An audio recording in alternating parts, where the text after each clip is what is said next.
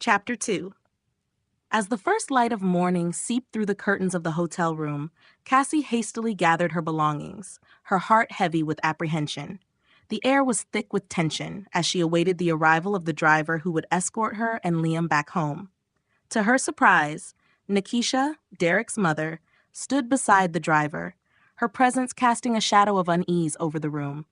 Nikisha, a woman of 50 years with a worn countenance that bore the weight of years gone by, stood at 5 feet 5 inches tall. Her short black hair cascaded loosely around her shoulders, a stark contrast to the vibrant floral dress she wore. Though her posture slouched with age, there was a steely determination in her gaze as she addressed Cassie with an annoyed tone after Cassie reached for her phone. You're there trying to get your phone. Instead, you should leave Derek alone to process everything and give him time to calm down.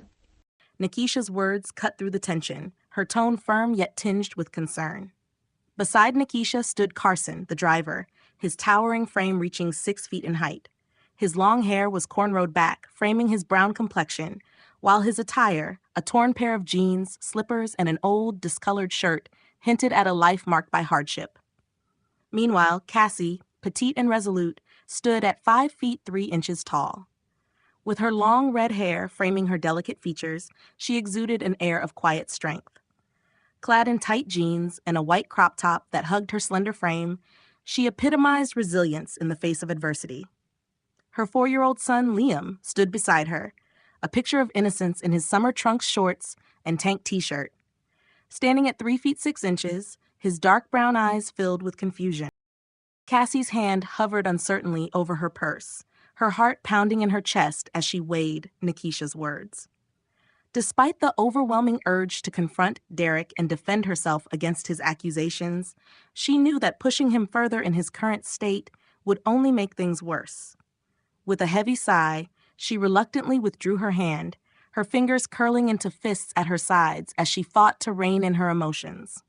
Though every fiber of her being screamed for justice, she knew that patience and restraint were the only paths forward. Nodding in resignation, Cassie turned away from the door, her gaze fixed on the floor as she struggled to contain the storm raging within her.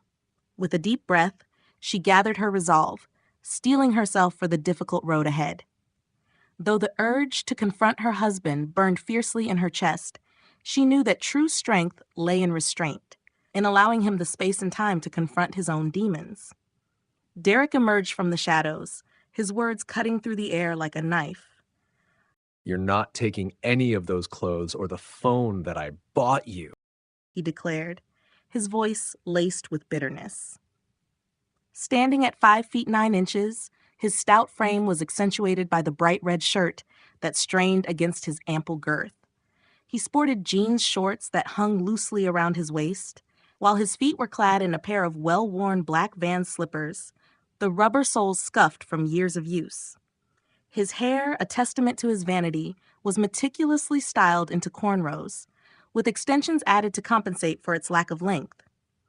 Each strand was carefully braided, creating a symphony of interwoven patterns that cascaded down his back like a tangled web. As they made their way back home, leaving behind Derek and his mother, the atmosphere in the car was suffocating. Each passing mile weighted with unspoken tension. Cassie remained silent, her thoughts consumed by the turmoil of emotions swirling within her. Upon their arrival home, Cassie retreated to her room with Liam, locking the door behind her as tears streamed down her cheeks. The weight of her husband's accusations hung heavy in the air, a suffocating reminder of the betrayal that had torn her world apart. Later that day, Derek's call to Cassie's mother, Charlene, ignited a firestorm of chaos and confusion. He spun a web of lies, accusing Cassie of infidelity and fabricating evidence to support his claims. Charlene, dark-skinned with jerry curls framing her face, confronted Cassie with the damning accusations, her heart heavy with disbelief. "I did not engage in any form of infidelity, Mother," Cassie asserted, her voice trembling with a mix of frustration and pain. In the days that followed, Derek's presence in Cassie's life became a torment, his actions fueled by rage and resentment. He appeared at her doorstep, hurling insults and disgrace upon her in front of her community. Despite Carson's attempts to intervene, Derek's fury remained unchecked, his words slicing through Cassie's fragile defenses like a knife. You're a whore, and I will surely divorce you when I get back to Canada. Derek's words cut through the tense air, each syllable dripping with venom as he hurled accusations at Cassie in front of her mother. Charlene's eyes widened in shock as she watched the confrontation unfold before her, her heart breaking for her daughter as she stood frozen, unable to comprehend the magnitude of Derek's behavior. As the argument escalated, Cassie's resolve hardened, her eyes flashing with defiance as she stood her ground against Derek's onslaught of insults and accusations. Yet, with each passing moment, the weight of his words bore down on her like a crushing burden, threatening to suffocate her beneath the weight of his betrayal. For hours, they stood locked in a battle of wills on the sidewalk, their voices rising in a crescendo of anger and hurt.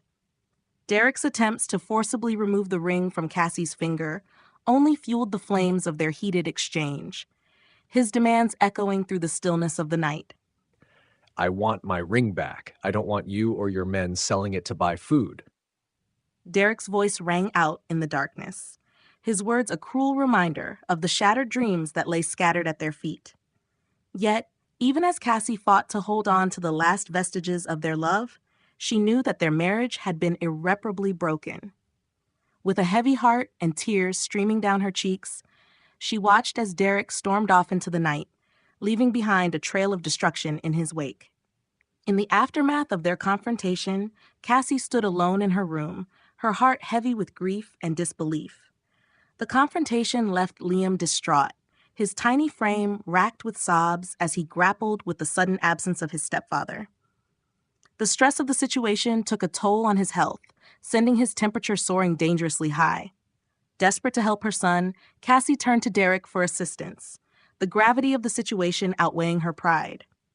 Together, they rushed Liam to the doctor's office, where they received the devastating news of his near seizure. The realization of the toll their tumultuous relationship had taken on their son was a bitter pill to swallow. In a surprising turn of events, Derek appeared at Cassie's doorstep once more, his demeanor softened by remorse. He returned her belongings, extending an olive branch in the form of a trip to Rio, a resort in Montego Bay, Jamaica. Despite the tumultuous journey that had brought them to this moment, Cassie found herself unable to resist the promise of a fresh start, the allure of redemption beckoning her forward. And so, with Liam in tow, they embarked on a journey to heal the wounds of the past and forge a new path forward, guided by the hope of a brighter tomorrow.